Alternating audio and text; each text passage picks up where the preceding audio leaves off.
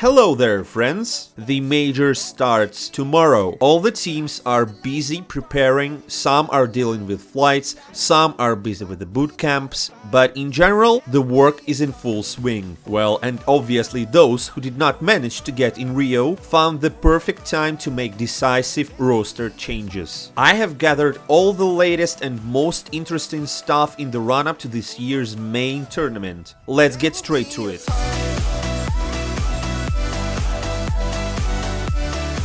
G2 are opening today's video. The team decided to make changes, and oddly enough, Hooksy wasn't the one to leave the roster, and it was not JKS either. The coach, XQTs, decided to say goodbye to the team. First, Nell reported that, and then, just a few hours later, G2 themselves officially confirmed it. XQTZ decided himself that he wanted to resign as a coach. But why? What does it mean? He shared details on his personal stream. It's good that subscribers highlighted the most important stuff that he mentioned. My goal was to adapt to the team who had a bad experience with their previous coach. I realized after a month that everything had to be redone again from scratch. I didn't have the same way of working as the club, and I was stuck in this horrible middle ground. There was no fit between LXCB and the rest of the team, and while everyone attributes to move to me, the rest of the team agreed to let him go. In the middle of the season, I told the management that if we continue to work with the same approach, I will have to leave. I felt useless. I couldn't influence the situation. All this accumulated, and I felt responsible for our defeats. I was not happy all this time in the team. Plus, problems from my personal life were influencing me as well. I will not hide it, but I don't believe in the G2's process. I'm not going to stay on just for the paycheck. I failed to put in place my way of coaching, which means I'm not suitable for the role of the G2's coach. I joined a team that was full-on depressed. I tried to adjust, but I had to create everything from scratch. This is my mistake. The main problem of G2 is that the players have too much power, and partly this is the fault of the club. The organization wants to get results right away instead of building a long-term project. Now, I want to move to a team that functions like a professional team. The whole Carlos scandal didn't affect the team in any way. As for the most hard-working players in my career, I can say that these are Apex and Hunter. Hunter can become a great IGL in general. Well, that's basically all we need to know about G2. It looks like time is passing, but nothing is changing. The players have too much power. Everyone wants to win right away and right now. This is just typical G2 style. Speaking of Hunter, it's not the first time I've heard that he could be a good captain. It kind of reminds me of the same story with Electronic. The top shooter who has an ability to read the opponent takes the role of an in-game leader. I would definitely be interested to see it happen in G2. It looks like it's back to Nico, or maybe the Kovac brothers have set up a family business there. They've got star players, but there is no synergy. In my opinion, it's necessary to make Hunter a captain and take a good shooter. It would also be good to take an authoritative coach, someone like Zonek. I think that only Hunter can control Nico. He's a big brother after all. Friends, what do you think about this? Write in the comments below, it will be interesting to read. As for the coaching role, so far their analyst has taken the position. And here's a little reaction moment from Nico.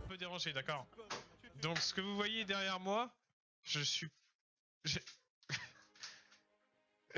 sais pas. Voilà, ne jugez pas, je sais pas.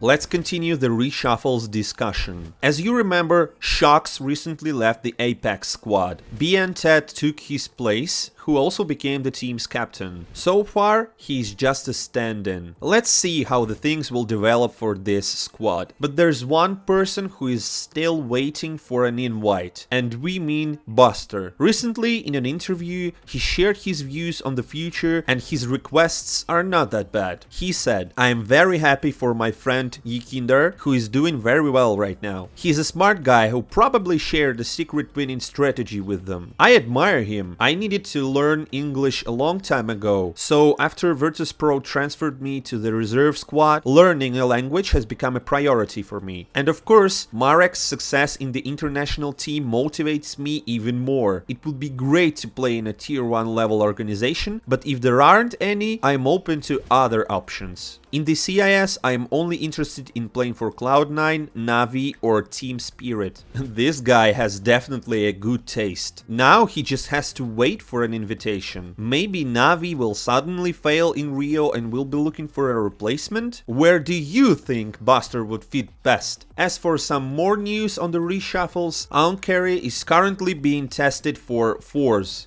Фарзы действительно тестят Аункера и Шугара, но не факт, что это будет окончательный состав. У Фарзов очень длинный список, кого хотят потестить. И еще меня сегодня спрашивали, 9 панд тестят ФПС. Ну, тоже пока только тест.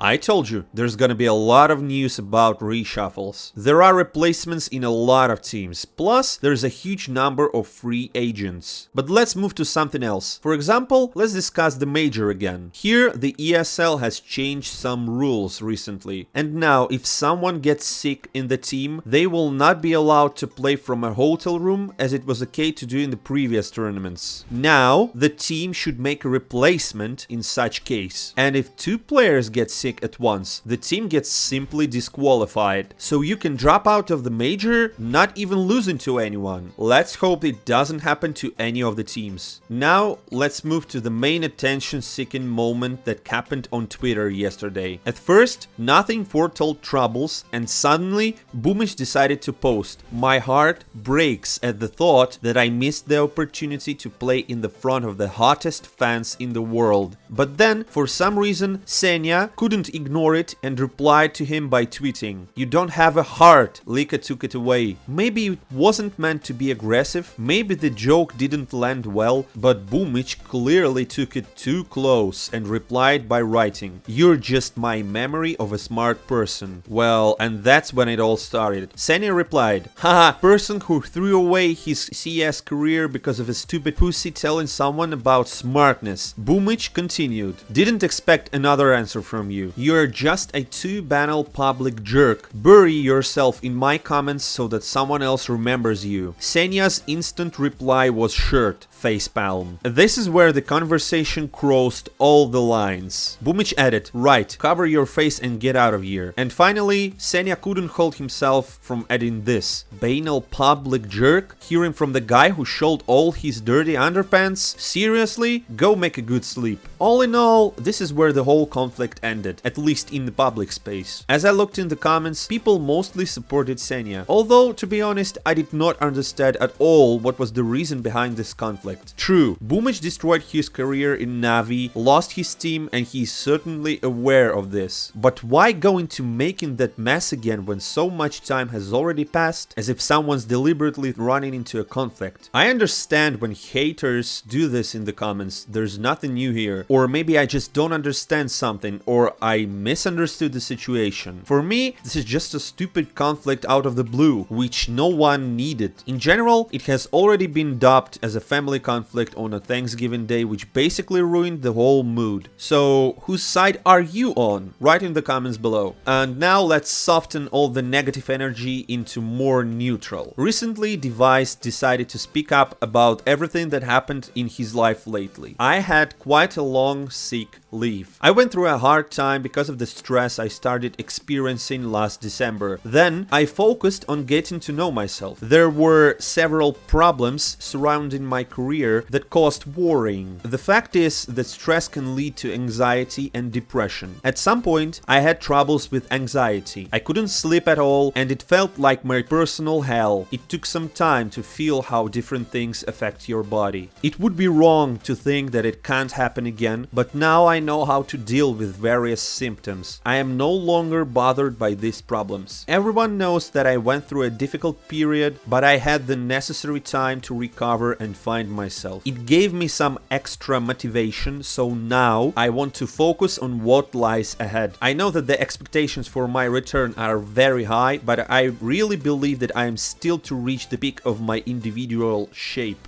I know what I have to do on and off the server. I understand that most likely the expectations of the audience will be higher than what we will be able to show at first, but most importantly, I regained the desire to play with pleasure again. I am glad to return to the one thing I love. Well, let's wish Device good luck. We are all waiting for their first official game. A lot of attention will be drawn to it. The major is already tomorrow, so everything is just about to start. Stay tuned and see you soon.